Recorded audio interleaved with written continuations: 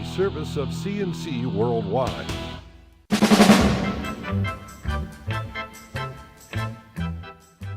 CNC Podcasts are a service of CNC Worldwide and brought to you by the Greece Chamber of Commerce, providing more than 800 member companies with business solutions since 1984. A couple of bands of fast-moving thunderstorms caused widespread damage across the Rochester area Tuesday afternoon and evening. Both rocketed across the area with 60-mile-per-hour winds, heavy rains, and lightning.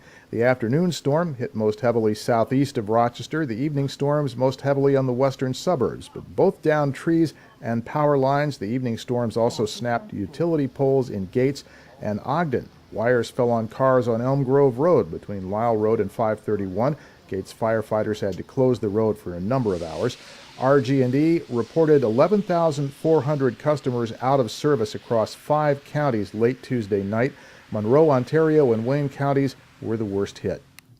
Voters in the West Arundequoit Central School District shot down the district's budget for the second time last night. That means the district will have a contingency budget that holds the property tax levy flat. The district will have to cut $1.5 million from its $67 million budget plan.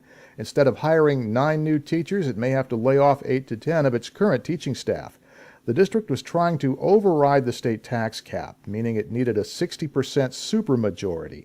After failing to get it last month, the district went for the revote on the same budget and hoped for a better turnout this time. They got nearly double the voter turnout, but only a 55% plurality.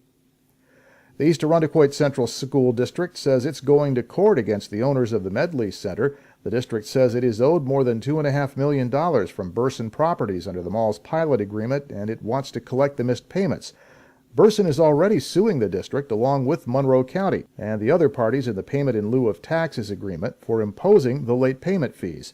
Burson says in a statement it's offered to sit down with the school district to resolve the issue, but is prepared to defend its position in court. 8 teenagers who were caught inside the Medley Center Mall have been offered a plea deal. Prosecutors have offered them youthful offender status and will seal their records if they each perform 80 hours of community service and pay for the damage they caused, setting off fire extinguishers inside the empty mall. The judge in town court has given them a week to think it over.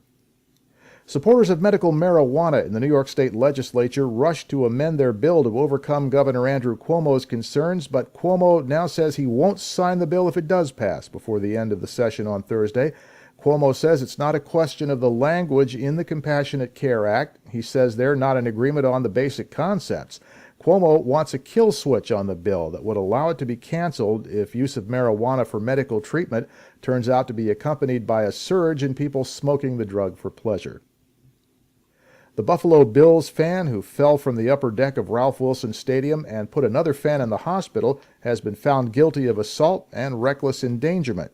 A jury found Robert Hopkins of Buffalo guilty after a trial in which surveillance video showed him repeatedly sliding down the upper deck railing. The 5th time he tried it, he fell over backwards and landed on top of Mark Bratcher about 25 feet below. Bratcher suffered neck and back injuries. A Fairport woman has been indicted on 3 charges of animal cruelty by a Wayne County grand jury after 2 horses were found starved to death on her property in Palmyra. The Wayne County Sheriff's Office says 23-year-old Christine Mulcahy was charged after turning herself in to investigators on Tuesday. The Sheriff's Office says its deputies stumbled over 2 decomposing horse carcasses on her property while they were searching for a missing person.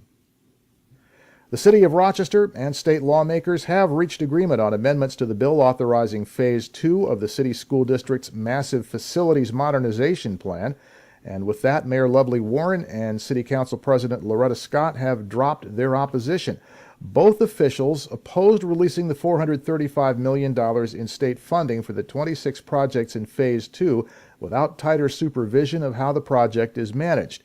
The FBI is investigating contract irregularities in Phase 1, and Mayor Warren says she doesn't want to see that happen again. Key legislators agreed to amend the bill to make submitting false reports to the Project Management Board a crime. They also agreed to put the project's compliance officer on the board as a non-voting member. Finally, the U.S. and Canadian panel that regulates the Great Lakes has recommended Plan 2014 as its preferred option for controlling water levels on Lake Ontario and the St. Lawrence River. The The International Joint Commission voted unanimously for Plan 2014. They say it continues protections from extreme water levels, restores wetlands, and prepares for a changing future, by which they mean climate change. The plan drew praise from environmental groups at public hearings held in Rochester and other Great Lakes cities last summer. Property owners along the south shore of Lake Ontario are dubious. They say it will keep water levels higher, and that threatens their homes.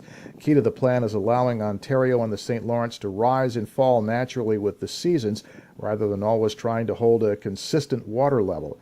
That's expected to restore the wetlands and the natural environment. Your next CNC podcast is whenever you click on one of these pages and catch one. We post updates as necessary. I am Bud Lowell, CNC News.